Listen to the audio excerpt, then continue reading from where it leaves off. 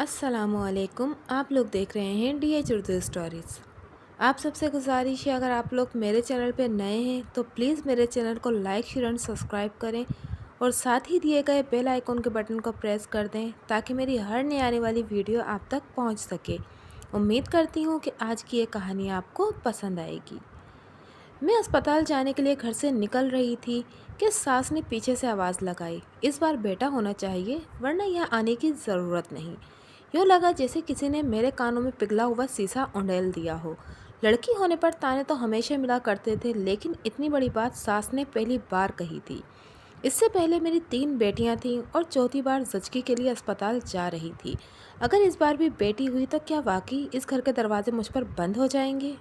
या अल्लाह, ये तूने मुझे किस इम्तिहान में डाल दिया। मैं 4 बच्चियों को लेकर कहाँ जाऊँगी, किसके सहारे ज़िंदगी बसर करूँगी। मैंने बेबसी से अपने शौहर राशिद की तरफ देखा, लेकिन वो पत्थर की बेजान मूर्ति की तरह सर झुकाए खड़े थे। उनमें अपनी माँ का सामना करने, उनकी बात का जवाब देने की हिम्मत नहीं थी। मैंने बोझल कदमों से घर की दहलीज पार की और बाहर खड़ी हुई टैक्सी में बैठ गई। मेरी शादी को 10 साल हो चुके थे और इस दौरान मैं 3 बच्चियों की माँ बन चुकी थी। पहली बेटी आसफा तो शादी के 1 साल बाद ही दुनिया में आ गई थी, जबकि फायज़ा और आयज़ा 3-3 साल के वक्फे से पैदा हुई थी। राशिद की माँ मेरी सगी खाला थी और मुझे बड़े चाह से ब्याह कर लाई थी। राशिद इनके इकलौते बेटे थे, जबकि दोनों बहनों की शादियां हो चुकी थीं। राशिद किसी सरकारी महकमे में मामूली सी पोस्ट पर थे और इनकी तनख्वाह में बामुश्किल गुजारा होता था। ताहम वो मेरा बहुत ख्याल रखते थे और उन्होंने कभी मुझे किसी महरूमी का एहसास होने नहीं दिया। खाला का रवैया भी शुरू में तो बहुत अच्छा रहा, लेकिन पहली बेटी की पैदाइश पर ही उनका मूड बिगड़ गया और उन्होंने अस्पताल में ही ताने देना शुरू कर दिए। जैसे ही नर्स ने उन्हें बच्ची की पैदाइश के बारे में बताया, वो सीने पर हाथ मारते हुए बोली, कितना अरमान था मुझे पोते का, सारी खुशी खाक में मिल गई।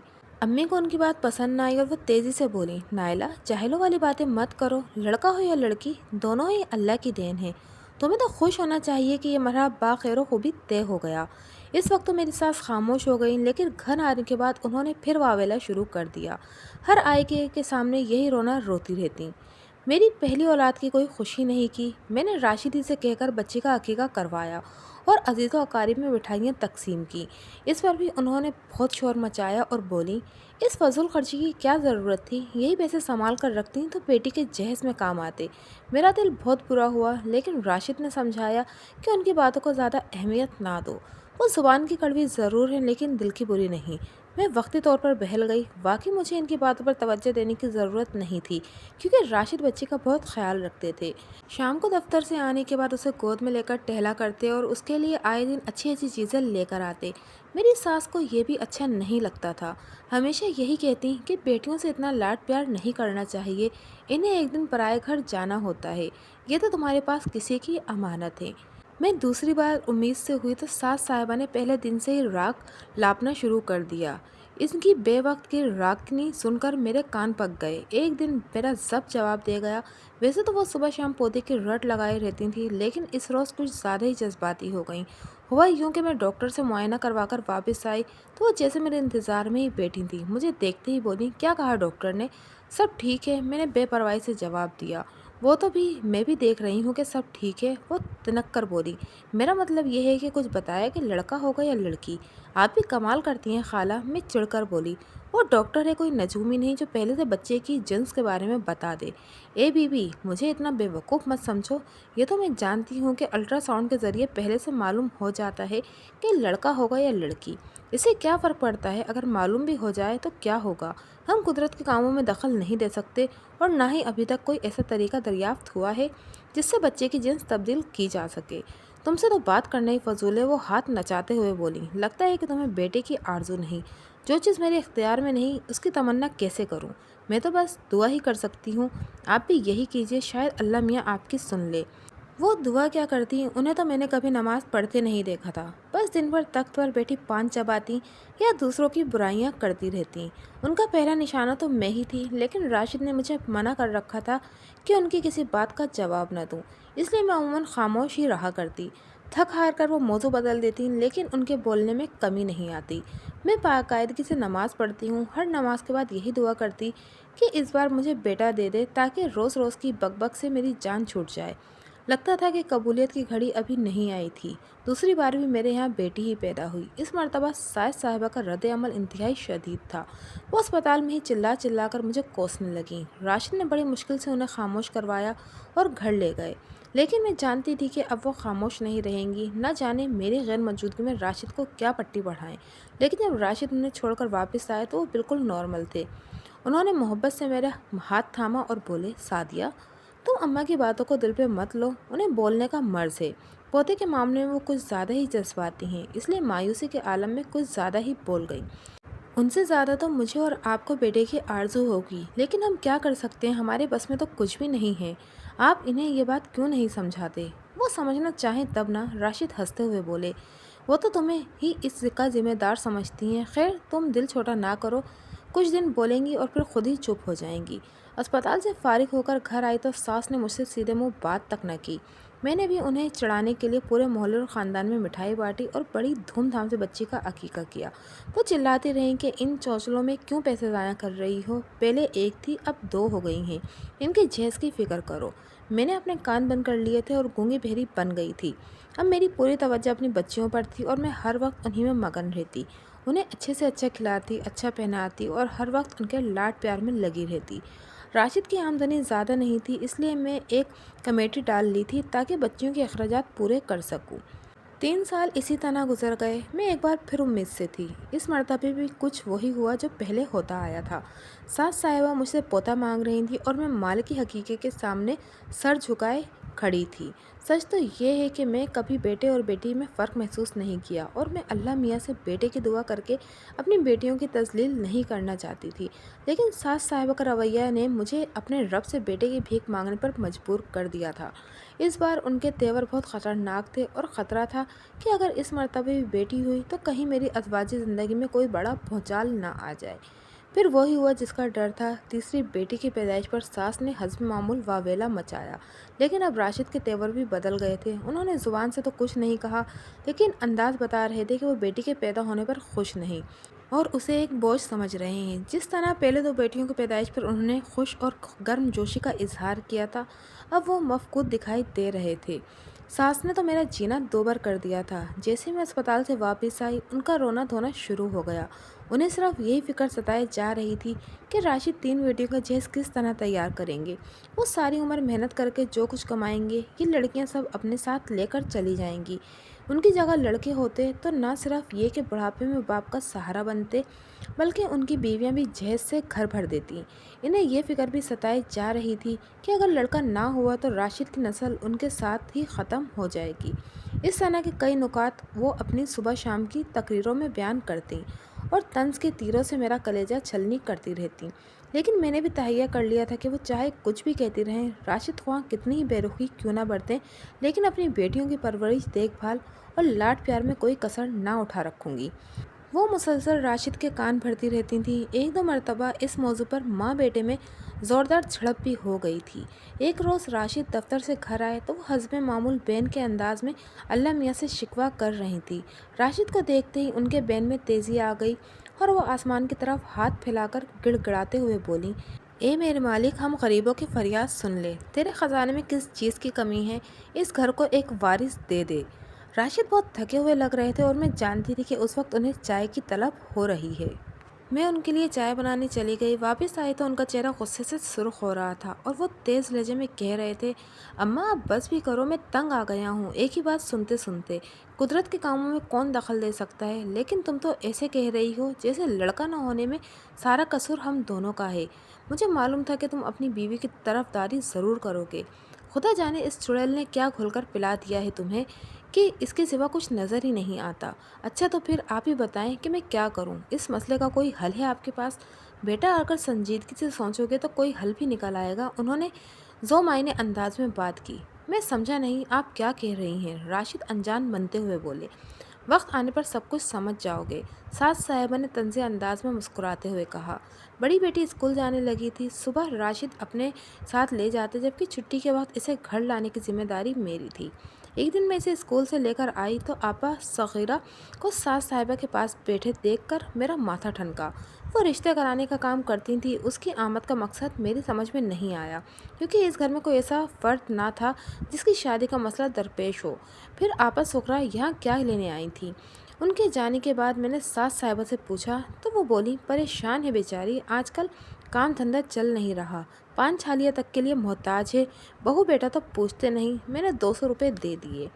मुझे एक पॉइंट मिल गया इन्हें छेड़ने के लिए।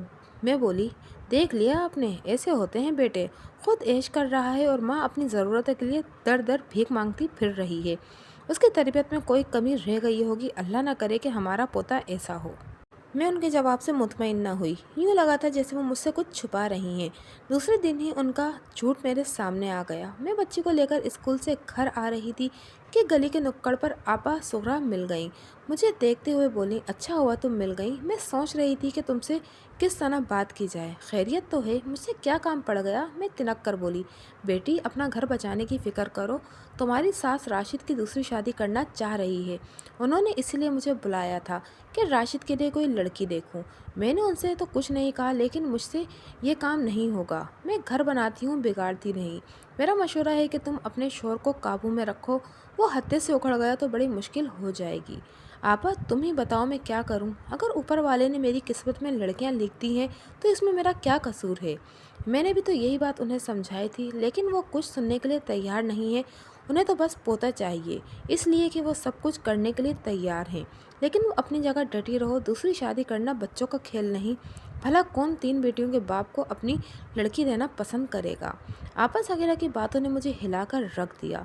मैं जानती थी कि खाला के दिमाग में जो बात आ जाए वो उसे पूरा करके छोड़ती हैं। इससे पहले कि पानी सर से ऊंचा हो जाए मुझे कुछ करना होगा। चुनाचे उस रोज़ जैसे राशिद घर आए, मैंने उन्हें आड़े हाथों लिया और बोली, मैंने सुना है कि आप दूसरी शादी कर रहे हैं। शौक से करें, लेकिन पहले मुझे तलाक देना होगी और बच्चियां भी मैं अपने साथ ही ले जाऊंगी। क्या उलफुल बक रही हो? किसने कह दिया कि मैं दूसरी शादी कर रहा हूँ? आप तो ऐसे अनजान बन रहे हैं जैसे कुछ मालूम ही नहीं। उधर खालाजान आपके लिए लड़कियां तलाश कर रही हैं। बाखुदा मुझे कुछ मालूम नहीं और ना ही मैंने कभी ऐसा सोचा है। मैं अम्मा से पूछता हूँ कि उन्होंने ये क्या तमाशा लगा रखा है। नहीं, अभी उनसे कोई बात करने की ज़रूरत नहीं। बिला वजह आपा सुगरा की शामत आ जाएगी। इस तरह बात आई गई हो गई और मुझे इत्मीनान हो गया कि कम से कम राशिद इस साजिश में शरीक नहीं है। आपा सुगरा ने कोई एक माह शक्ल दिखाई और वो अम्मा के दिए हुए 200 रुपये वापस करने आई थी। खाला ने जब उसे रिश्ते वाली बात याद दिलाई तो वो बोली, मैंने एक दो जगह बात चलाई थी, लेकिन कोई भी राशिद को अपनी बेटी देने पर तैयार नहीं। दूसरी, उसकी आमदनी भी इतनी ज़्यादा नहीं और वो 2 बीवियों का बोझ बर्दाश्त कर सके। अगर कोई अमीर कबीर शख्स होता तो शायद कोई लालच में आकर रिश्ता कर देते। मेरा तो ख्याल है कि तुम राशिद की दूसरी शादी का ख्याल दिल से निकाल दो। ए हटो, अपने मशवरे अपने पास ही रखो। मेरी सास तिनक कर बोली, आखिर क्या कमी है मेरे राशिद में? तुम देखना, मैं इसके लिए किसी चांद से दुल्हन ढूंढ कर लाती हूँ। कोशिश करके देख लो, लेकिन कामयाबी की उम्मीद कम है। आपा सुगरा ने मुंह बनाते हुए कहा और अपनी चादर उठाकर चल दी। जब मैं चौथी बार उम्मीद से हुई तो खाला ने उठते बैठते पौधे की दुहाई देना शुरू कर दी। मैं भी ढीठ बनकर उनकी बकवास सुनती रहती। राशि से गुफ्तगू के बाद मुझे इत्मीनान हो गया था कि सास साहिबा चाहे कितना ज़ोर लगा ले, वो राशिद की दूसरी शादी करने पर आमदन नहीं कर सकती। दिलचस्प बात यह थी कि उन्होंने एक दफ़ा भी मेरे राशिद के सामने अपनी इस ख्वाहिश का इजहार नहीं किया। अगर आपा सुगरा ना बताती तो मुझे पता भी ना चलता कि सास साहिबा क्या सोच रही हैं। बस ज़ाहिर मुतमईन होने के बावजूद मैं अंदर से खौफज़दा थी। अगर इस बार भी लड़की पैदा हुई तो मेरा मुस्तकबिल क्या होगा? राशिद कब तक इस सूरत हाल को बर्दाश्त करेंगे? बहरहाल वो एक मर्द थे और माँ की बातों में आकर कोई भी ऐसा फैसला कर सकते थे जो मेरी तबाही का सबब बन जाता। पत्थर भी मुसलसल पानी गिरता रहे तो उसमें दरार पड़ जाती है। राशिद तो फिर गोश्त पोस्त के बने हुए इंसान थे। वो कब तक मज़ाहमत करते? उनके दिल में भी यकीनन बेटे की ख्वाहिश पल रही होगी। अगर वाकई उन्होंने दूसरी शादी कर ली और मुझे इस घर से निकलना पड़ा तो इन बच्चियों को लेकर मैं कहाँ जाऊँगी? माँ बाप तो पहले ही अल्लाह को प्यारे हो चुके थे। भाई अपनी दुनिया में मगन थे। उनके पास इतनी फुर्सत भी ना थी कि कभी बहन का हाल मालूम करने आ जाता। मैं खुद ही उनसे मिलने चली जाती थी। भावज का रवैया ऐसा था कि शायद वो एक दिन के लिए भी रखने को तैयार न होती। इन सब बातों को सोचकर मेरा दिमाग ख़राब होने लगता। तंग आकर मैंने फैसला कर लिया कि आखिर वक्त तक हालात का मुकाबला करूंगी और तकदीर का हर फैसला हंसी खुशी कबूल कर लूंगी। राशिद ने मुझे अस्पताल में दाखिल कराया और ख़ुद किसी काम का बहाना बनाकर चले गए। जजगी में अभी कुछ वक्त था, एक नौजवान डॉक्टर ने मेरा मुआयना किया और तशवीश आमेज लहजे में बोली, क्या बात है, तुम कुछ खाती पीती नहीं हो, बहुत कमज़ोर लग रही हो, खून की भी कमी है। मैंने कोई जवाब नहीं दिया तो उसने मुझे गौर से देखा, फिर ब्लड प्रेशर चेक करने के बाद बोली, मालूम होता है कि तुम कुछ खाती पीती नहीं हो, तुम्हारे अंदर खून की बहुत कमी है। इस बार भी मैं खामोश रही तो वो बोली, क्या बात है, तुम कुछ परेशान लग रही हो, अगर जहन पर कुछ बोझ है तो उसे उतार फेंको, तुम्हारी डिलीवरी का वक्त करीब है, इस हालत में तुम्हें बिल्कुल रिलैक्स होना चाहिए। उसके लहजे में कोई ऐसी बात थी जिसने मुझे चौंकने पर मजबूर कर दिया। मैंने पहली बार उसके चेहरे की तरफ गौर से देखा। वो मुझे दूसरी डॉक्टर से मुख्तलिफ नज़र आई। खूबसूरत और कम उम्र होने के साथ साथ उसके चेहरे से इंसान दोस्ती और हमदर्दी का तासुर झलक रहा था। मुझे कुछ हौसला हुआ तो मैंने आहिस्ता से कहा, डॉक्टर, क्या मेडिकल साइंस में अभी कोई ऐसा इलाज दरियाफ्त नहीं हुआ जिसके ज़रिए हम अपनी मर्ज़ी के मुताबिक लड़का या लड़की पैदा कर सकें? ऐसा एकमाना सवाल क्यों पूछ रही हो? वो मुस्कुराते हुए बोली, मैं हर बार बेटे की आरज़ू लिए अस्पताल आती हूँ और कुदरत की तरफ से मुझे बेटी का तोहफ़ा मिल जाता है। अब तक 3 बेटियों को जन्म दे चुकी हूँ। इस बार सास साहिबा ने अल्टीमेटम दे दिया है कि अगर बेटी हो तो घर मत आना। शौहर साहब भी कुछ उखड़े उखड़े से नज़र आ रहे हैं, तभी तो यहाँ डालकर चले गए हैं। अब मैं ये सोचकर हलकान हो रही हूँ कि अगर इस मर्तबा भी बेटी हुई तो मेरा और मेरी बच्चियों का मुस्तकबिल क्या होगा। तुम्हारे सोचने से कुछ नहीं होगा, होना वो ही जो तकदीर में लिख दिया गया है। अल्लाह मियाँ से अच्छी उम्मीद रखनी चाहिए। वैसे लड़का हो या लड़की, इससे कोई फ़र्क नहीं पड़ता। ये सब जहालत की बातें हैं, औरत को इतना हकीर भी नहीं समझना चाहिए। मैं भी तो एक लड़की हूँ, अगर मैं लड़की ना होती तो क्या तुम्हारी सास और शौहर किसी मर्द डॉक्टर से जचगी करवाते?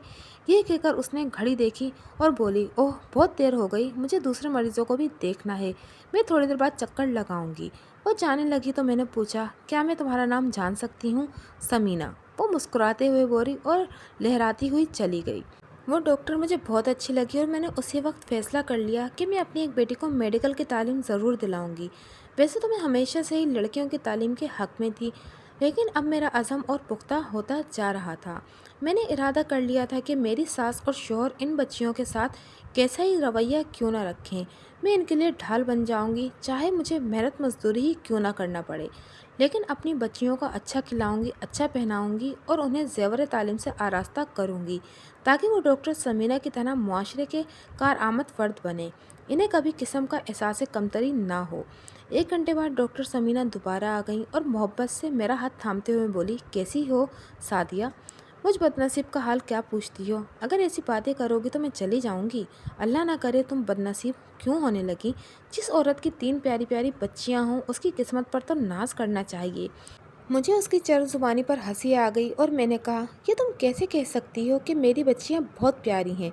तुमने तो उन्हें देखा भी नहीं है, इसलिए कि तुम खुद बहुत खूबसूरत हो, यकीनन बच्चियां भी तुम पर गई होंगी। खैर छोड़ो इन बातों को, मैं ये कहने आई थी कि 1 घंटे बाद मेरी ड्यूटी ख़त्म हो जाएगी और मुमकिन है कि तुम्हारी डिलीवरी रात की किसी वक्त या कल सुबह तक हो। तुम बिल्कुल परेशान मत होना, जो होना है वो होकर रहेगा। खुदा के कामों में कोई दखल नहीं दे सकता। तुम्हारी सास कुछ भी कहती रहे, शौहर का रवैया हुआ कैसा हो, तुम्हें साबित कदम रहना होगा अपने लिए और अपनी बच्चियों के लिए। तुम्हारा बहुत बहुत शुक्रिया डॉक्टर, मैंने बुझे दिल से कहा, लेकिन मुझे बहुत डर लग रहा है। मैंने शायद तुम्हें यह नहीं बताया कि सास साहिबा राशिद की दूसरी शादी करना चाह रही हैं। अगर इस बार भी लड़की हुई तो शायद वो इस काम में ज़्यादा देर न लगाएं। उसने होठ सुकेड़ते हुए कहा कि इतना आसान नहीं है। वैसे तुम अगर इसी तरह डरती रहीं तो वो अपने बेटे की दूसरी क्या तीसरी और चौथी शादी भी कर देंगी। तुमने सुना नहीं, जो डर गया वो मर गया। खैर तुम डिलीवरी से फारिग हो जाओ, फिर मैं तुम्हें अपनी एक दोस्त से मिलवाऊंगी। वो वकील है और आइली कवानीन से मुतालिक मुकदमात की पैरवी करती है। इसके अलावा मैं एक एनजीओ के लिए भी काम करती हूँ, वो बताएगी कि इन हालात में तुम्हें क्या करना होगा। डॉक्टर समीना की बातों से मुझे बहुत ढारस हुई। यूँ लगा जैसे अल्लाह मियाँ ने मेरी मदद के लिए फरिश्ता भेज दिया हो। मैं अपने अंदर एक नई तमन्नाई महसूस कर रही थी। اور مجھ میں اپنے حق کے لیے لڑنے کا جذبہ بیدار ہو رہا تھا۔ شام کو راشد لدے پھندے ہوئے آئے اور میرے لیے بہت سارے پھل اور جوس وغیرہ لے کر آئے تھے۔ ان کا رویہ دیکھ کر میرا حوصلہ بڑھ گیا اور مجھے یقین ہو گیا کہ ساس صاحبہ کچھ بھی کہتی رہیں، راشد ان کی باتوں میں آنے والے نہیں ہیں۔ جب انہیں معلوم ہوا کہ ڈلیوری رات میں کسی وقت ہوگی تو وہ پریشان ہو گئے اور بولے، تمہارے پاس کسی کو ہونا چاہیے، میں اماں کو لے کر آتا ہوں۔ میں نے کہا، انہیں کیوں پریشان کرتے ہیں؟ یہاں ڈاکٹر، نرسیں اور آیا سب ہیں، وہ سنبھال لیں گی۔ ٹھیک ہے، چلو میں صبح آؤں گا، امید ہے کہ اچھی خبر سننے کو ملے گی۔ یہ کہہ کر وہ چلے گئے اور میں ان کے جملے کو سوچنے کے لیے اکیلی رہ گئی۔ میں خوب سمجھتی تھی کہ اچھی خبر سے ان کی کیا مراد ہے۔ میں بھی شدت سے ایک بیٹے کی خواہش مند تھی، لیکن میرے بس میں کچھ نہیں تھا، صرف دعا ہی کر سکتی تھی۔ لیکن راشد کے لہجے سے ایسا لگا کہ وہ بھی اپنی ماں کے انداز میں سوچ رہے ہیں، جیسے لڑکا پیدا نہ ہونے میں سارا میرا قصور ہی ہے۔ اس بار بھی لڑکی ہوئی تو ان کا نتیجہ کچھ بھی ہو سکتا ہے۔ اگر ایسا ہی ہے تو آنے والے دنوں میں مجھے بدترین حالات کا سامنا کرنے کے لیے تیار رہنا چاہیے۔ وہ رات انہی اندیشوں میں سوچتے جاگتے گزری۔ صبح 6 بجے مجھے لیبر روم لے جایا گیا اور 1 گھنٹے بعد نرس نے مجھے چھوٹی بیٹی ہونے کی خوشخبری سنائی۔ شاید میں ذہنی طور پر ایک خبر سننے کے لیے تیار تھی، اس لیے میں نے فوری طور پر کوئی رد عمل ظاہر نہیں کیا، بس خدا سے نومولود بچی کی صحت و سلامتی اور اچھے مستقبل کی دعا مانگی۔ اس کے بعد میں نے پرسکون ہو کر آنکھیں بند کر لیں۔ مجھے معلوم تھا کہ آنے والا وقت بہت کٹھن ہوگا اور مجھے اس کا مقابلہ کرنے کے لیے ذہنی اور جسمانی طور پر اپنے آپ کو تیار رکھنا چاہیے۔ نرس نے بچی کو تیار کر کے میرے پہلو میں لٹا دیا۔ وہ میری 3 بیٹیوں سے زیادہ خوبصورت اور نازک تھی۔ مجھے اس پر بے اختیار پیار آنے لگا۔ اسے دیکھ کر یوں محسوس ہوا کہ میری فوج میں ایک اور سپاہی کا اضافہ ہو گیا ہے۔ اسے دیکھ کر میرا عزم اور حوصلہ پہلے سے زیادہ مضبوط ہو گیا اور میں نے اسی وقت تہیہ کر لیا کہ اگر حالات خواہ کتنے ہی برے کیوں نہ ہو، ساس کی بک بک اور شوہر کی بے رخی میں چاہے کتنا ہی اضافہ کیوں نہ ہو جائے، لیکن میں پیچھے نہیں ہٹوں گی۔ اپنی بچیوں کی اچھی پرورش اور بہتر مستقبل کے لیے بڑی سے بڑی سختی اور تکلیف برداشت کر لوں گی، لیکن انہیں احساس کمتری کا شکار نہیں ہونے دوں گی۔ راشد اور ڈاکٹر ثمینہ کی آمد تقریباً ایک ساتھ ہی ہوئی۔ بچی کو دیکھ کر راشد کا منہ بن گیا، لیکن منہ سے کچھ نہیں بولے، بس خاموشی سے میرے بیڈ کے ساتھ رکھی بینچ پر بیٹھ گئے۔ چند منٹ بعد ڈاکٹر ثمینہ بھی آ گئیں۔ ان نے آتے ہی بچی کو گود میں اٹھایا اور چہچہاتے ہوئے بولی، ماشاء اللہ، چاند کا ٹکڑا ہے، کاش میں بھی ایسی ہی ہوتی۔ اس کی شگفتہ بیانی پر میں مسکرا دی، لیکن راشد پتھر کے بت کی طرح خاموش بیٹھے رہے۔ ڈاکٹر ثمینہ نے ان کی بے رخی کو محسوس کیا اور بولی، آپ ان کے شوہر ہیں؟ راشد نے اس بات میں گردن ہلا دی تو وہ بولی، معلوم ہوتا ہے کہ آپ کو بیٹی کی پیدائش پر کوئی خوشی نہیں ہوئی۔ جی جی نہیں تو وہ اٹک اٹک کر بولے، کم از کم بچی کو تو گود میں لیں تاکہ یہ معصوم بھی باپ کی شفقت کے لمس سے آشنا ہو جائے۔ راشد نے بعد ناخواستہ بچی کو گود میں لے لیا، لیکن یوں لگ رہا تھا جیسے انہوں نے کوئی بوجھ اٹھا رکھا ہے۔ ڈاکٹر ثمینہ نے ان کی کیفیت کو محسوس کرتے ہوئے بچی کو لے لیا اور اس کی جگہ پر لٹاتے ہوئے بولی، دیکھیے مسٹر راشد، مجھے آپ کے ذاتی معاملات میں دخل دینے کا تو حق نہیں، لیکن چہرے کے تاثرات سے آپ کی اندرونی کیفیت کا اندازہ لگا سکتی ہوں۔ بہرحال ایک ڈاکٹر ہونے کے ناطے میرا مشورہ ہے کہ آپ اپنی بیگم کا خیال رکھیے۔ یہ جسمانی طور پر بہت کمزور ہیں، خون کی کمی کی وجہ سے جسمانی نظام متاثر ہو سکتا ہے، اس لیے آپ ان کو صحت اور غذا کا خاص خیال رکھنا چاہیے۔ ان کا ہر ہفتے چیک اپ ہوگا اور جب تک ان کی صحت مکمل طور پر بحال نہیں ہو جاتی یہ سلسلہ جاری رہے گا۔ اس کے علاوہ یہ کوشش بھی کریں کہ انہیں ذہنی طور پر کوئی تکلیف نہ پہنچے، معمولی سی ٹینشن بھی ان کے لیے خطرناک ہو سکتی ہے۔ راشد بے دلی سے اس کی باتیں سنتے رہے۔ جب وہ خاموش ہوئی تو بولے، آپ کا بہت بہت شکریہ، میں ان سب باتوں کا خیال رکھوں گا۔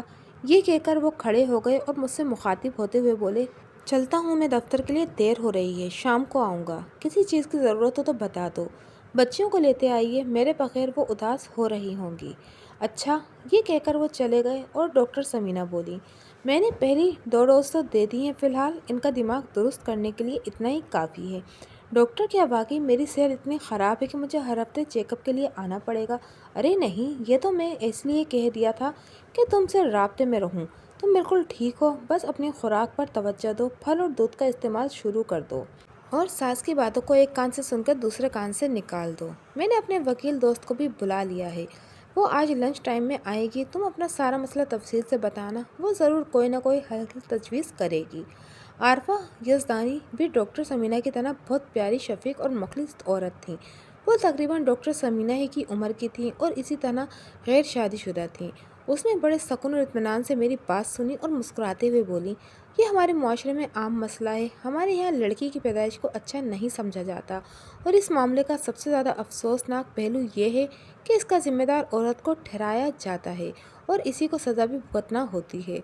लड़कियों की पैदाइश को बहाना बनाकर मर्द दूसरी शादी कर लेते हैं या सारी उम्र अपनी औरतों को ताने देते रहते हैं, और इसकी सबसे बड़ी वजह यह है कि औरत अपने आप को शौहर और ससुराल वालों के मुकाबले में महकूम और मजबूर और बेबस समझती है। इसमें कुछ कसूर उनके वालिदैन का भी है, जो सारी उम्र अपनी बेटी को अताअत और फर्माबरदारी का सबक पढ़ाते रहते हैं और शादी के वक्त भी उनको यही नसीहत होती है कि ससुराल से तुम्हारा जनाजा ही निकलना चाहिए। यही सोच हमारी औरतों को बर्बाद कर रही है और वो अपने आप को शरीक ज़िंदगी समझने के बजाय कनीज़ समझने लगती हैं और ससुराल वालों की हर जायज़ और नाजायज़ बात मानने पर मजबूर हो जाती हैं। आप जानती हैं कि अगर औरत नाफरमानी करे तो उसका क्या नतीजा निकलता है, मैंने आहिस्ता से कहा। यही खौफ तो औरतों को ले डूबा है। तलाक देना या दूसरी शादी करना इतना आसान नहीं। दरअसल हमारे यहाँ की औरतों को अपने हकूक़ के बारे में मालूम ही नहीं, इसलिए वो मर्द की धमकियों से डर जाती हैं। अगर यही सूरत हाल मेरे साथ पेश आई तो मैं क्या करूँगी, मैंने पूछा। सास साहिबा ने घर से चलते वक्त कहा था कि बेटी पैदा हो तो यहाँ मत आना। आप ही बताएं कि अगर वो अपनी बात पर कायम रही तो मैं कहाँ जाऊँगी। तुम्हारे शौहर क्या कहते हैं, आरफा ने पूछा। अभी तक तो ठीक है, लेकिन लगता है कि ज़्यादा देर मज़ाहमत नहीं कर पाएंगे।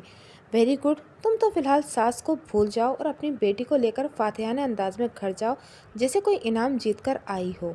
अगर राशिद ने माँ के बहकावे में आकर दूसरी शादी का इरादा कर लिया तो कि इतना आसान नहीं। दूसरी शादी के लिए पहली बीवी की इजाज़त ज़रूरी होती है। वो मुझे तलाक भी दे सकते हैं, मैंने अंदेशा जाहिर किया। हाँ, इसका इम्कान है, वो कुछ सोचते हुए बोली। ये बताओ तुम्हारा मेहर कितना है। 1 लाख, मैंने जवाब दिया। बहुत खूब, और तुम्हारे मियाँ की तनख्वाह? वो एक सरकारी महकमे में मामूली सी पोस्ट पर हैं। इस साल एग्रीमेंट लगने के बाद 10,000 हुई है। गुजारा हो जाता है, मैंने कुछ शर्मिंदा होते हुए कहा। आप समझ सकती हैं कि इस महंगाई के दौर में ये पैसे कितने दिन चलते होंगे। बस तो तुम बेफिक्र हो जाओ, जब तक तुम्हारे शोहर की कोई लॉटरी या इनामी बॉन्ड ना निकल आए वो तुम्हें तलाक नहीं दे सकता। तुम बस अपनी जगह पर मजबूत हो जाओ। वो लोग चाहे कितना ही दबाव क्यों न डालें, लेकिन तुम किसी कीमत पर दूसरी शादी की इजाज़त मत देना। वैसे भी 4 बेटियों के बाप और एक कम हैसियत शख्स को कौन अपनी बेटी देगा। मुझे तो लगता है कि तुम्हारी सास ये हसरत लिए इस दुनिया से रुखसत हो जाएगी। वो एक कोशिश कर चुकी है और इसमें इन्हें नाकामी हुई है, मैंने मुस्कुराते हुए कहा। आइंदा भी उन्हें मुंह की खाना पड़ेगी, वो हंसते हुए बोली। लेकिन ये तुम्हारा दर्द सर नहीं, बस मैंने जो कहा है उस पर कायम रहना। तुम्हारी सास यूं ही बकती झुकती रहेगी, लेकिन तुम्हारा कुछ नहीं बिगाड़ सकती। ये कहकर उसने अपने पर्स से एक कार्ड निकाला और मुझे देते हुए बोली, इस पर मेरा फ़ोन नंबर लिखा हुआ है, अगर कोई इमरजेंसी हो तो फ़ौरन मुझसे रब्ता करना। लेकिन हमारे घर में फ़ोन नहीं है, मैंने मुँह बसोड़ते हुए कहा। कोई बात नहीं, घर के करीब कोई पीसीओ तो होगा ना, तुम वहाँ से फ़ोन कर सकती हो। फिर वो खड़े होते हुए बोली, अब मैं चलती हूँ, एक क्लाइंट के आने का वक्त हो रहा है। तुम बिल्कुल बेफिक्र हो जाओ, तुम्हें तलाक होगी और ना शौहर साहब दूसरी शादी करेंगे। तुम मज़े से अपनी बच्चियों के साथ रहो और सास की जली कुटी बातों से एंजॉय करो। उसकी बातों से मुझे बहुत ढारस हुई। वो ठीक ही कह रही थी, मुझे हालात का मुकाबला करना होगा। सास जो चाहे करती रहे, मुझे उनकी परवाह नहीं करनी चाहिए, और एड़ी चोटी का जोर लगा लें तब भी वो राशिद को दूसरी शादी की इजाज़त नहीं दूंगी।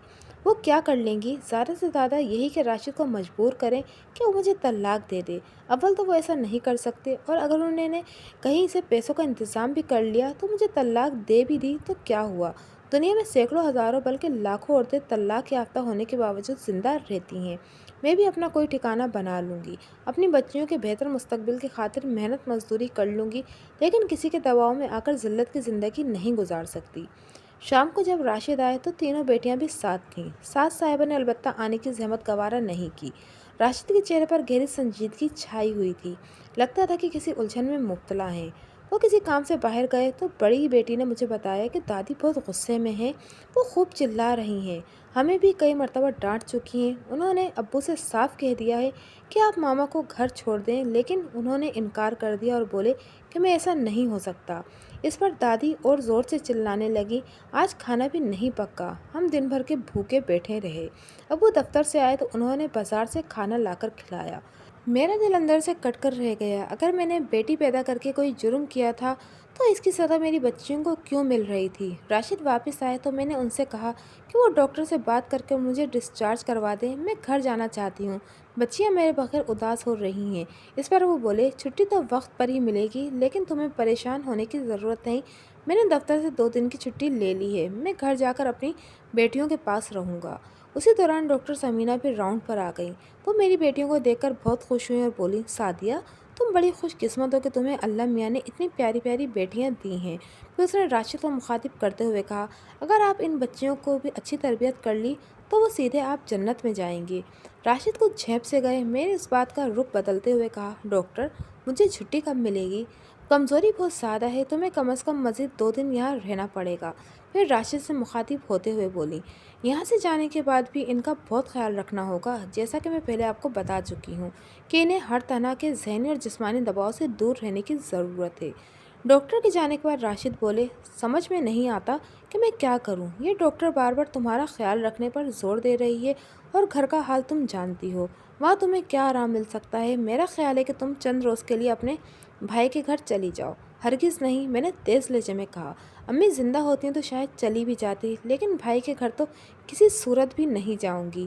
ان کے چہرے سے اندرونی جذبات کا اندازہ لگا سکتی تھی، وہ شدید ذہنی کشمکش میں مبتلا تھے۔ ان کی ماں نے حکم جاری کر دیا تھا کہ میں اس گھر میں قدم نہ رکھوں، شاید اسی لیے راشد نے مجھے بھائی کے یہاں جانے کا مشورہ دیا تھا۔ وہ سوچ رہے ہوں گے کہ چند دنوں میں اماں کا غصہ کم ہو جائے گا تو وہ مجھے گھر لے جائیں گے، لیکن میں اپنی ساس کو ایسا کوئی موقع نہیں دینا چاہتی تھی کہ وہ میری غیر موجودگی میں راشد کو ورغلا سکے۔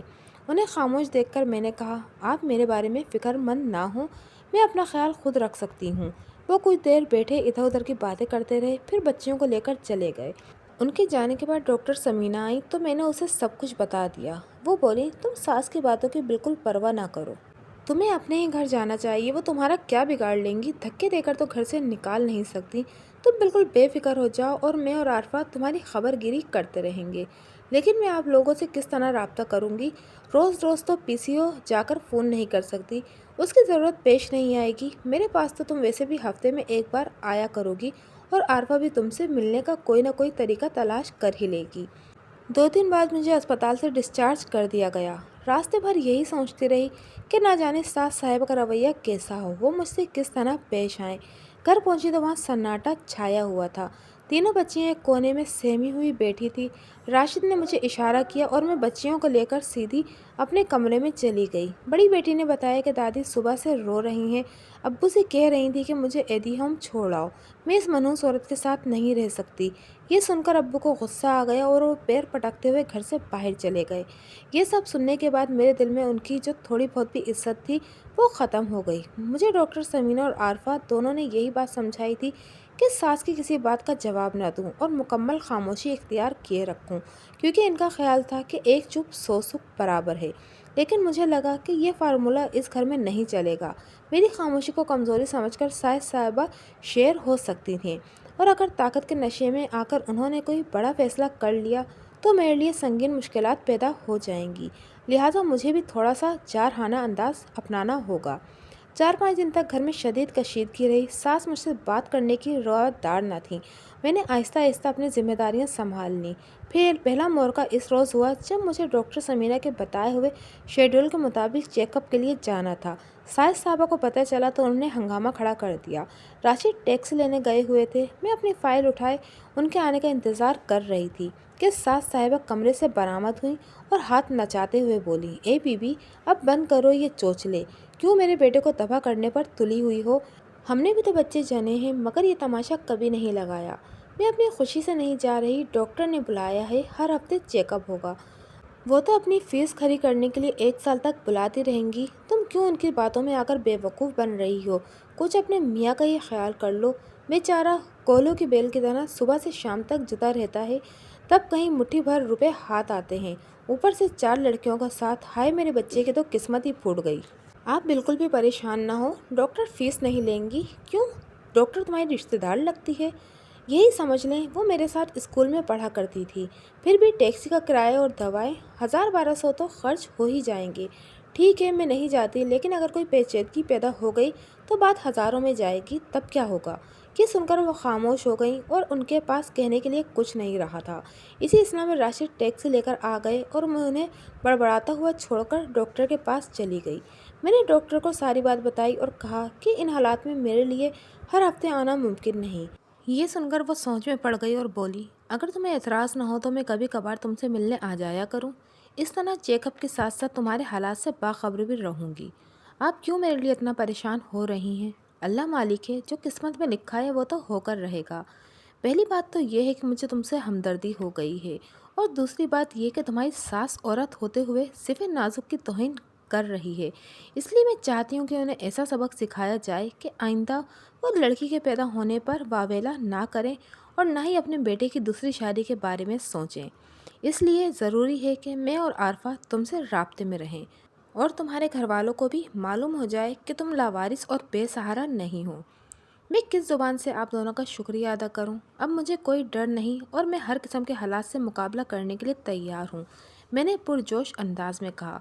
मैंने सास साहिबा को बता दिया है कि आप मेरे साथ स्कूल में पढ़ा करती थी, लेकिन मैडम आरफा किस हैसियत में मेरे घर आएंगी, उसे मैं अपने साथ लेकर आऊँगी और यही जाहिर किया जाए कि हम तीनों एक ही स्कूल में और एक ही क्लास में पढ़ा करते थे। ये नाम नेहात मुआयना ख़त्म हुआ तो डॉक्टर समीना ने राशिद को बुलाकर कुछ हिदायत दी और कहा कि अब हर हफ्ते आने की ज़रूरत नहीं, महीने में एक मरतबा चेकअप काफ़ी होगा। एक बार फिर ज़िंदगी इसी डगर पर चलने लगी। सास साहिबा ने मेरा जीना हराम कर रखा था, उठते बैठते पौधे की दुहाई दिया करती। अगर कहीं से लड़के की पैदाइश की खबर आती तो उनकी आहो बका में और इजाफा हो जाता।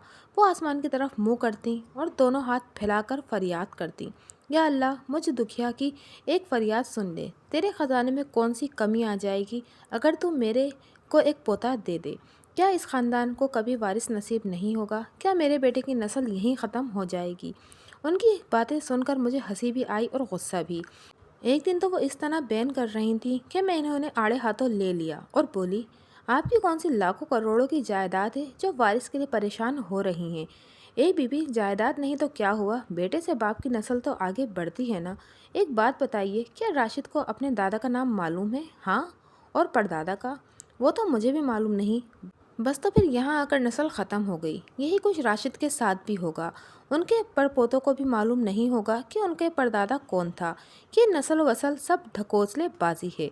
अल्लाह ने जो कुछ दिया है इस पर शुक्र अदा करें और बेहतर है कि दुआ मांगें। तुम कुछ भी कहो, लेकिन मुझे एक पोता चाहिए और अब मैं राशिद से फैसला कुन बात करूंगी। कैसी बात? मैंने चौंकते हुए कहा। यही कि अब उसे दूसरी शादी कर लेनी चाहिए, क्योंकि तुम में तो बेटा पैदा करने की सलाहियत ही नहीं है। सास साहिबा के ख़तरनाक अज़ाइम के बारे में मैं जानकर सन्नाटे में आ गई। वैसे तो वो एक कोशिश पहले भी कर चुकी थी, लेकिन मेरे सामने खुलकर इस तरह इजहार नहीं किया था। इसका मतलब यह है कि पानी सर से ऊंचा होता जा रहा है और मुझे फौरी तौर पर उनका कोई सदेबाप करना होगा, क्योंकि राशिद एक कमज़ोर इंसान थे और वो माँ के मुकाबले में ज़्यादा देर तक मेरा साथ नहीं दे सकते थे। बहरहाल वो भी एक मर्द ही था और उसके दिल में बेटे की आरज़ू परवान चढ़ रही होगी। अगर उसने ज़ुबान से नहीं कहा तो दिल में ज़रूर सोचते होंगे कि काश उनका भी एक बेटा होता। वैसे भी दूसरी शादी करने में उनका क्या बिगड़ रहा था? नुकसान तो मेरा होता। मुझ पर एक शौकन आ जाती और मेरी बच्चियां बाप की शफ़क़त तो तवज्जो से महरूम हो जाती। मेरी परेशानी बढ़ती जा रही थी। डॉक्टर समीना ने कहा था कि वो चेकअप के बहाने मुझसे मिलने आएंगी, लेकिन अभी तक उनका कोई अता पता नहीं था। मैं सोच रही थी कि पीसीओ से आरफा को फ़ोन करके इस सूरत हाल से आगाह करूं, लेकिन उसकी नौबत ही नहीं आई। दूसरे रोज़ डॉक्टर समीना खुद ही आ गई। उनके साथ आरफा भी थी। मेरी सास इन दोनों को देखकर हैरान रह गई, क्योंकि आज तक मेरा कोई अजीज़ रिश्तेदार, दोस्त या सहेली मुझसे मिलने नहीं आई थी। मैंने डॉक्टर समीना का तारुफ कराया और कहा, ये दोनों मेरे साथ स्कूल में पढ़ा करती थीं। मेरी सास को शायद यकीन नहीं आया और वो चुपते हुए लहजे में बोली, ए बीबी, तुमने पहले तो कभी इनका जिक्र नहीं किया और ना ही ये आज तक तुमसे मिलने आई। स्कूल ख़त्म होने के बाद हमारा आपस में कोई राब्ता ना था। वो तो इस बार अस्पताल गई तो डॉक्टर समीना से मुलाकात हो गई। उन्होंने ही आरफा के बारे में बताया। अच्छा, तुम अपनी सहेलियों की खातिर तवादा करो, मैं अपने कमरे में जा रही हूँ। डॉक्टर समीना मेरा मुआयना करने लगी और ब्लड प्रेशर चेक किया और तशवीश आमेज लहजे में बोली, क्या बात है, कोई टेंशन है क्या? ब्लड प्रेशर थोड़ा सा ज़्यादा है। शुक्र है कि थोड़ा सा ही ज़्यादा है, वरना मेरी कनपटियाँ तो बुरी तरह सुलग रही हैं। लगता है कि दिमाग की कोई रग फट जाएगी। क्या बात है, कुछ बताओ तो सही, आरफा बेचैन होते हुए बोली। मैं उन्हें अपने कमरे में ले गई और सास से होने वाली पूरी गुफ्तगू उन्हें सुना दी। वो दोनों चंद लम्हे खामोश रहीं। फिर आरफा बोली, तुम्हारी शोहर ने तो अभी ऐसी कोई बात नहीं की? नहीं, ऐसे तो नहीं की, लेकिन लगता है कि वो ज़्यादा देर अपनी अम्मा का दबाव का मुकाबला नहीं कर सकेंगे। अब तो मुझे ये बताओ कि अगर उन्होंने मुझसे शादी की इजाज़त मांगी तो मुझे क्या कहना चाहिए? तुम्हारी जगह मैं होती तो साफ इनकार कर देती है, आरफा बोली। लेकिन तुम्हारे लिए बेहतर ना होगा। अलबत्ता तुम कुछ कड़ी शराइत आयद कर सकती हो। मसलन ये कि तुम सोकन के साथ नहीं रहोगी, वो तुम्हें अलग घर लेकर दे और हर महीने बच्चियों के अखराजात के लिए दिया करे, जो उनकी तनख्वाह के निफ्स बराबर हो। कि सुनते ही उसके गुब्बारे से हवा निकल जाएगी और वो कभी दूसरी शादी का नाम भी नहीं लेंगे।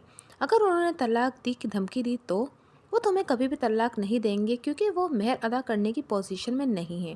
वो ज़्यादा से ज़्यादा तुम पर दबाव डाल सकते हैं ताकि तुम उन्हें दूसरी शादी की इजाज़त दे दो। अगर अब ये तुम पर मैनेसर है कि इस दबाव का मुकाबला किस तरह करती हो। मेरा मशवरा तो यही है कि डट जाओ और किसी सूरत भी उनकी ख्वाहिश पूरी ना होने दो। वो दोनों कुछ देर बैठी और मेरा हौसला बढ़ाती रहीं, लेकिन उनके आने से बड़ी ढारस हुई थी और लग रहा था कि मेरी हिमायत करने वाला भी कोई है। शाम को राशिद आए तो सास साहिबा ने ये रिपोर्ट भी उन्हें दे दी। वो खासे हैरान हुए, क्योंकि 10 साल अजवाजी ज़िंदगी में पहले कभी कोई ऐसा मुझसे मिलने नहीं आया था। वो कमरे में आए और बेयकीनी के साथ अंदाज में बोले, तुमने पहले तो नहीं बताया कि डॉक्टर समीना स्कूल में तुम्हारी क्लास फेलो रह चुकी हैं। बस मौका ही नहीं मिला, और ये ऐसी कोई अहम बात भी नहीं थी। और ये आरफा कौन है? अम्मा ने नहीं बताया। वो भी मेरे साथ ही पढ़ती थी। डॉक्टर समीना से जब उसे मेरे बारे में इल्म हुआ तो मिलने चली आई। अच्छा, इन लोगों से मेल जोल बढ़ाने की ज़रूरत नहीं है, हम इनकी हैसियत से कम हैं। अगर कोई मेरे घर आए तो मैं इसे मना तो नहीं कर सकती। ज़्यादा से ज़्यादा ये यकीन दिला सकती हूँ कि ख़ुद उनसे मिलने नहीं जाऊँ। वो खामोश हो गए, क्योंकि उनके पास कहने के लिए कुछ नहीं रहा था, लेकिन अंदाज़ बता रहे थे कि उन्हें इन दोनों का आना अच्छा नहीं लगा। शायद वो भी माँ की तरह यही चाहते थे कि मुझे कोई पूछने वाला ना हो और मैं इसी तरह उन लोगों के रहमो करम पर पड़ी रहूं। मुझे लगा जैसे वो कुछ कहना चाह रहे हैं, लेकिन हिम्मत नहीं हो रही। कहीं माँ की बातों में आकर वो भी दूसरी शादी के लिए तैयार तो नहीं हो गए। मुझसे ज़्यादा तो वो साफ साफ कह चुकी थी। हो सकता है कि बेटे को भी राज़ी कर लिया हो। सोचा कि पूछ लूँ, लेकिन फिर ख्याल आया कि मुझे बात छेड़ने की क्या ज़रूरत है। अगर उनके दिल में कुछ होगा तो वो खुद ही कह देंगे। दिन इसी तरह गुजरते रहे और घर के माहौल में तलखी बढ़ती गई। सास तो वैसे भी मुझसे सीधे मुंह बात ही नहीं करती थी, लेकिन अब राशिद के रवैये में भी तब्दीली नज़र आ रही थी। अक्सर वो शाम को देर से घर आते, बात बात पर झुंझलाते लगते। पहले वो बच्चियों से बड़ी मोहब्बत और शफकत से पेश आया करते थे। अक्सर उन्हें घुमाने फिराने ले जाते या उनके लिए खाने पीने की चीज़ें लाया करते। लेकिन अब सब कुछ ख़त्म हो गया था, बल्कि वो बच्चियों को ज़रा ज़रा सी बात पर झिड़कने और डांटने लगे थे। पहले वो इनकी गोद में बैठ जाती, उनके गले में बाहें डालकर झूला करती, लेकिन अब वो सेमी सेमी रहने लगी थी। इनके दिल में अजीब तरह का डर और खौफ बैठ गया था। मुझसे ये सब बर्दाश्त ना हो सका और मैंने एक दिन राशिद को आड़े हाथों ले लिया। वो छुट्टी का दिन था। राशिद अखबार पढ़ रहे थे, बड़ी बेटी होमवर्क कर रही थी। इसे कुछ पूछना था। बाप के पास गई और बड़े लाड से बोली, अब्बू, ये सवाल समझ में नहीं आ रहा, ज़रा बता दें। राशिद ने अखबार से नज़रें हटाई और हटाए बगैर कहा, अपनी माँ से पूछो, वो काम कर रही हैं। बच्ची ने मासूमियत से कहा, क्या मुसीबत है, 2 मिनट सुकून से नहीं बैठने देती। ये कहकर उन्होंने बच्ची से कॉपी ली और ज़मीन पर फेंकते हुए बोले, दफ़ा हो जाओ, खबरदार जो मुझे दोबारा तंग किया। बच्ची रोने लगी। मुझसे बर्दाश्त न हो सका और मैं किचन से बाहर आते हुए बोली, क्या हो गया है आपको? बच्चियों से इस तरह बात की जाती है? उसने सवाल ही पूछा है, किसी चीज़ की फरमाइश तो नहीं की ना? तुम बीच में मत बोलो, वो चिल्लाते हुए बोले। क्या मुझे इतना भी हक नहीं कि मैं अपनी औलाद को कुछ कह सकूं? हक है, लेकिन अगर वो कोई बदतमीज़ी करे, उस वक्त तो उसका कोई कसूर नहीं था। अच्छा अच्छा, मेरा दिमाग ख़राब करने की ज़रूरत नहीं, जाओ अपना काम करो। उनका रवैया खासा तौहीन-आमीज़ था। मैंने बच्ची को इशारे से कमरे में जाने को कहा और राशिद के करीब आकर बोली, देखिए राशिद, आपका रवैया हम सबके लिए ज़हनी अज़ियत का बाइस है। ख़ासकर बच्चों पर इसका बहुत बुरा असर पड़ रहा है। बेहतर होगा कि जो कुछ भी आपके दिल में है वो खुलकर कह दें, ताकि साफ साफ बात हो जाए। تم سے اما نے کچھ نہیں کہا؟ وہ کرسی پر پہلو بدلتے ہوئے بولے۔ لیکن میں آپ کی زبان سے سننا چاہتی ہوں۔ تو سنو سعدیہ بیگم، اماں ٹھیک ہی کہہ رہی ہیں، مجھے دوسری شادی کر لینی چاہیے۔ مجھے راشد سے یہ توقع نہ تھی، وہ اتنی بڑی بات یوں آسانی سے کہہ دیں گے، بلکہ اب تو میں اسی خوش فہمی میں مبتلا تھی کہ دوسری شادی کا شوشہ میری ساس کے ذہن کی اختراع تھی۔ راشد کبھی اس پر تیار نہیں ہوں گے، لیکن ان کی زبان سے یہ الفاظ سن کر مجھے اپنے قدموں پر کھڑا ہونا مشکل ہو گیا۔ میں بس اتنا ہی کہہ سکی کہ آپ کو یقین ہے کہ دوسری بیوی آپ کو بیٹا دے سکے گی؟ بالکل، کوشش کرنے میں کیا حرج ہے؟ بیٹے کے انتظار میں ساری زندگی ہاتھ پر ہاتھ دھرے تو نہیں بیٹھ سکتا، تو پھر کر لیں دوسری شادی۔ مجھ سے کیا کہہ رہے ہیں؟ اس کے لیے تمہاری اجازت درکار ہے، تو وہ میں تمہیں کمی نہیں دے سکتی۔ کیوں؟ اس لیے کہ مجھے اپنی محبت کا بٹوارا منظور نہیں۔ بچے جیسی باتیں مت کرو سعدیہ، وہ کچھ نرم ہوتے ہوئے بولے۔ تمہاری حیثیت میں کوئی فرق نہیں آئے گا، بلکہ میرے دل میں تمہاری عزت اور بڑھ جائے گی۔ مجھے بہلانے کی کوشش مت کریں۔ کیا میں جانتی نہیں کہ دوسری عورت کے آ جانے کے بعد پہلی اپنی قدر کھو بیٹھتی ہے؟ کچھ بھی ہو، میں نے دوسری شادی کرنے کا فیصلہ کر لیا ہے اور تمہیں اس کی اجازت دینا ہوگی، ورنہ کیا؟ کچھ بھی ہو سکتا ہے اور اس کی ذمہ داری مجھ پر نہ ہوگی، وہ عجیب سے لہجے میں بولے۔ آپ کا جو دل چاہے کریں، میں ان دھمکیوں سے ڈرنے والی نہیں ہوں۔ یہ کہہ کر میں پیر پٹکتی ہوئی اپنے کمرے میں چلی گئی۔ اس واقعے کے بعد گھر کی فضا مزید کشیدہ ہو گئی۔ راشد نے مجھ سے بات کرنا چھوڑ دی، ساس کا رویہ مزید جارحانہ ہو گیا۔ وہ دن بھر مجھے کوستی رہتی اور اب تو انہوں نے باقاعدہ میرے مرنے کی دعا مانگنا شروع کر دی تھی، کیونکہ ان کے خیال میں یہ مسئلہ صرف اسی صورت حل ہو سکتا تھا کہ میں اس دنیا سے رخصت ہو جاؤں۔ مجھ سے یہ سب کچھ برداشت نہیں ہو رہا تھا، لہٰذا میں نے عارفہ کی مدد لینے کا فیصلہ کیا۔ کسی کام کا بہانہ کر کے میں گھر سے نکلی اور قریبی پی سی او سے فون کر کے اسے خود آنے کے لیے کہا۔ وہ دوسری روز ہی آ گئی۔ میں نے اسے ساری بات بتائی اور وہ کہنے لگی، چلو اچھا ہوا کہ راشد نے اپنے منہ سے یہ بات کہہ دی، اور یہ بھی اچھا ہوا کہ تم نے دوسری شادی کی اجازت دینے سے انکار کر دیا۔ اب یہ اعصاب کی جنگ ہے، وہ تم پر مسلسل دباؤ ڈالتے رہیں گے، کبھی منت و سماجت کریں گے، کبھی زور زبردستی اور دھمکی سے کام لیں گے۔ اب دیکھنا یہ ہے کہ تم اس دباؤ کا مقابلہ کس طرح کرتی ہو۔ اگر تم اسی طرح ڈٹی رہیں تو وہ تمہارا کچھ نہیں بگاڑ سکتے، اور اگر انہوں نے کوئی انتہائی قدم اٹھانے کی کوشش کی تو میں اس سے نمٹ لوں گی۔ پھر ایک عجیب واقعہ ہوا۔ وہ جیسے ہی واپس جانے کے لیے باہر نکلی، میری ساس نے اس کا راستہ روک لیا اور سرگوشی کے انداز میں بولی، بیٹی ذرا ایک منٹ کے لیے میری بات سنتی جاؤ۔ عارفہ حیرت سے انہیں دیکھنے لگی۔ اس نے اشارے سے مجھے کمرے میں جانے کے لیے کہا اور بولی، جی فرمائیے، آپ کیا کہنا چاہ رہی ہیں؟ ساس صاحبہ نے ادھر ادھر دیکھا اور اس کا ہاتھ پکڑتے ہوئے رازداری سے بولی، میرے کمرے میں آ جاؤ۔ کمرے میں جا کر انہوں نے اندر سے دروازہ بند کیا اور عارفہ کے آگے ہاتھ جوڑتے ہوئے بولی، بیٹی تم سعدیہ کی دوست ہو، اسے سمجھاؤ کہ اپنی ضد سے باز آ جائے، میرے بیٹے کو دوسری شادی کی اجازت دے دے، اسی میں ہم سب کا بھلا ہے۔ بہت مشکل ہے، عارفہ گردن ہلاتے ہوئے بولی، جب اس نے اپنے شوہر کی نہیں مانی تو وہ میری کیا سنے گی؟ اچھا تو پھر کوئی دوسرا راستہ بتاؤ، تم تو وکیل ہو، تمہارے پاس کوئی نہ کوئی حل ضرور ہوگا۔ عارفہ کے چہرے پر مسکراہٹ دوڑ گئی۔ اس نے اسی وقت میرے ساس کو سبق سکھانے کا فیصلہ کر لیا اور معنی خیز انداز میں بولی، ٹھیک ہے، میں سعدیہ کو سمجھانے کی کوشش کرتی ہوں۔ آپ ایسا کریں کہ کل راشد کو لے کر 3 بجے میرے دفتر آ جائیں، وہاں اطمینان سے بات ہو سکے گی، لیکن میں مشورے کی فیس لیتی ہوں، تم اس کی فکر مت کرو۔ میری ساس خوش ہوتے ہوئے بولی، تو بس پھر ٹھیک ہے، میں کل 3 بجے آپ دونوں کا انتظار کروں گی۔ پھر اس نے اپنا پرس کھول کر اس میں سے ایک کارڈ نکالا اور بولی، اس پر میرا فون نمبر لکھا ہوا ہے، اگر آپ کی اجازت ہو تو میں سعدیہ سے مل لوں؟ ہاں ہاں، کیوں نہیں، میری ساس کارڈ کو الٹ پلٹ کر دیکھتے ہوئے بولی۔ عارفہ دوبارہ میرے کمرے میں آئی اور اس نے مزے لے کر ساس سے ہونے والی ساری گفتگو مجھے سنا دی۔ پھر بولی، تم دیکھنا میں ان دونوں کو کیسا تماشا بناتی ہوں، کل اس ڈرامے کا ڈراپ سین ہو جائے گا، پھر یہ لوگ کبھی دوسری شادی کا نام بھی نہیں لیں گے۔ مجھے اپنی ساس کی ذہنی حالت پر شبہ ہونے لگا۔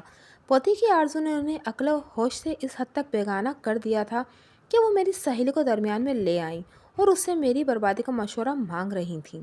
دوسرے دن جو کچھ ہوا اس کی روایت عارفہ نے مجھے بعد میں بتائی۔ اس روز راشد دفتر سے جلدی گھر آئے اور ڈاکٹر کو دکھانے کے بہانے ساس کو ساتھ لے کر چلے گئے۔ عارفہ نے ان دونوں کا بڑی گرم جوشی سے استقبال کیا اور بولی، مبارک ہو سعدیہ، تیار ہو گئی؟ سچ؟ میری ساس خوشی سے اچھلتے ہوئے بولی، کیا واقعی وہ تیار ہو گئی؟ تم نے تو کمال ہی کر دیا۔ ہاں وہ مان گئی، لیکن اس کی ایک شرط ہے۔ ہم اس کی ہر شرط ماننے کے لیے تیار ہیں، آپ بتائیں تو صحیح۔ راشد بےتابی سے بولے، معاف کیجیے، میں جلدی میں غلط کہہ گئی، اس نے ایک نہیں بلکہ 2 شرطیں عائد کی ہیں۔ چلیے 2 ہی صحیح۔ راشد بولے، آپ وہ شرطیں بتائیں۔ पहली शर्त तो ये है कि आपकी दूसरी शादी की इजाज़त इस वक्त देगी जब आप अपने लिए लड़की तलाश कर लेंगे और इससे आपका रिश्ता तय पा जाएगा। ठीक है, हमें मंजूर है, मेरी सास जल्दी से बोली। गुड। दूसरी शर्त ज़रा मुश्किल है। आपको पक्के कागज़ पर लिख देना होगा कि अगर दूसरी बीवी से भी आपके यहाँ बेटा ना हुआ तो आप एक लम्हे की ताख़ीर किए बगैर उसे तलाक दे देंगे। फिर आप तीसरी शादी करेंगे और मुराद पूरी ना हुई तो उसे भी तलाक देना होगी। और लड़का पैदा होने तक ये सिलसिला चलता रहेगा, चाहे आपको 10 मरतबा शादी करना पड़े। ये क्या बकवास है? राशिद बभरते हुए बोले। शादी करना इतना आसान है? क्यों नहीं, आरफा बोली।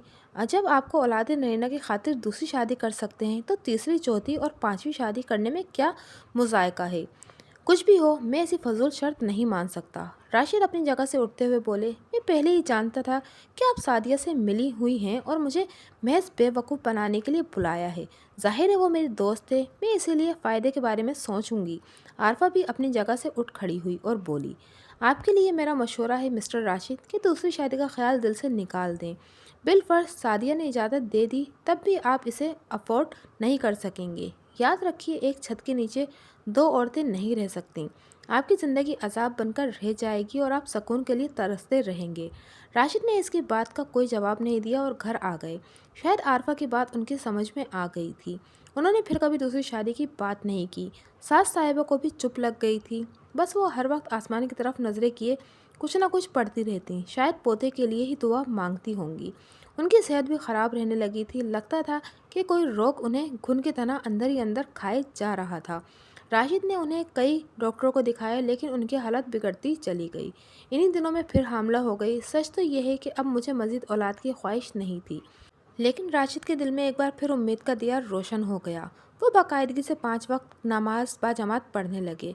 मैं तो खैर शुरू से ही नमाज की पाबंद थी, लेकिन हैरत की बात यह थी कि सास साहिबा ने मेरे हामला होने की खबर सुनकर किसी रद्द अमल का इजहार नहीं किया था और ना ही हमेशा की तरह पोते के बारे में जज्बाती हुई।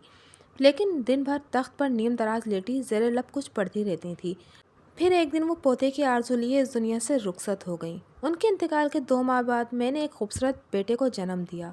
राशिद की खुशी का कोई ठिकाना नहीं था। उसकी सल्तनत का वारिस दुनिया में आ चुका था, लेकिन वो हस्ती ही ना रही जो इसकी आमद का शिद्दत से इंतज़ार कर रही थी। उस लम्हे में एक अनजाने दुख ने मुझे घेर लिया।